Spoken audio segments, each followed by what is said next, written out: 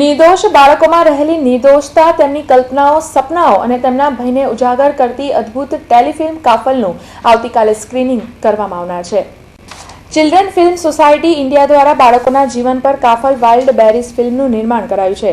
આવતીકાલે આ ફિલ્મનું સ્ક્રીનિંગ સૂર્યા પેલેસ હોટેલ ખાતે રાખવામાં આવ્યું છે, જે અંગે અમીષા શાહે પત્રકાર પરિષદમાં વિસ્તૃત માહિતી આપી હતી.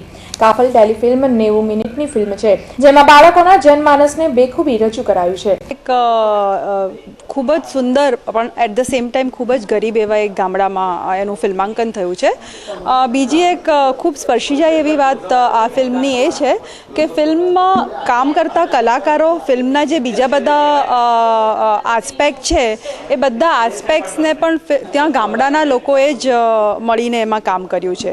એટલે એ આ ફિલ્મની એક ખાસ વિશેષતા છે કે બોમ્બેથી કોઈ મોટી ટીમ લઈ જયા વગર ત્યાંના જ લોકોને ઇન્વોલ્વ કરીને અને ત્યાંના જ લોકોને રોજીરોટી મળે એ રીતે આ કર્યું છે. અને એને કારણે ખૂબ નેચરલ ફિલ્મ બની છે. નેચરલ બેકગ્રાઉન્ડમાં બાળકોના સુંદર નેચરલ એક્ટિંગ દ્વારા બનેલી આ ફિલ્મ છે.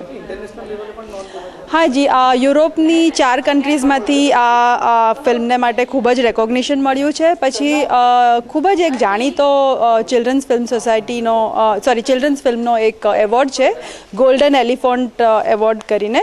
તો એ એવોર્ડ પણ આ ફિલ્મના ડિરેક્ટર બતુલ મુખ્તિયારને મળી ચૂક્યો છે. અને બીજી ઘણી બધી જગ્યાએ આ ફિલ્મને ઇન્ટરનેશનલ લેવલ ઉપર ફિલ્મ ફેસ્ટિવલમાં આમંત્રણ આપવામાં આવ્યું છે. સોસાયટી ઓફ ઇન્ડિયા તરફથી એક હિન્દી ફિલ્મ કપાલ નું પ્રોડક્શન કરવામાં આવ્યું છે, જેનું ડાયરેક્શન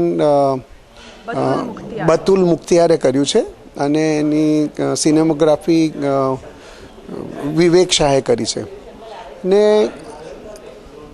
આ ફિલ્મ મને એમ લાગે છે કે બાળકોએ, વાલીઓએ, શિક્ષકોએ અને સમાજના જે ઘડતરની અંદર જે લોકો પોતાની જાતને જવાબદાર સમજે છે એમણે ખાસ જોવી જોઈએ. સૂર્યા પેલેસ તરફથી આ સ્ક્રીનનું મફત સ્ક્રીનિંગનું આયોજન ગોઠવ્યું છે અને વહેલા તે પહેલાંના ધોરણે એમને પાસીસ આપવામાં આવશે. અને જો જરૂર પડશે તો આના પછી અમે વધારે પણ સ્ક્રીનિંગના શો ગોઠવીશું.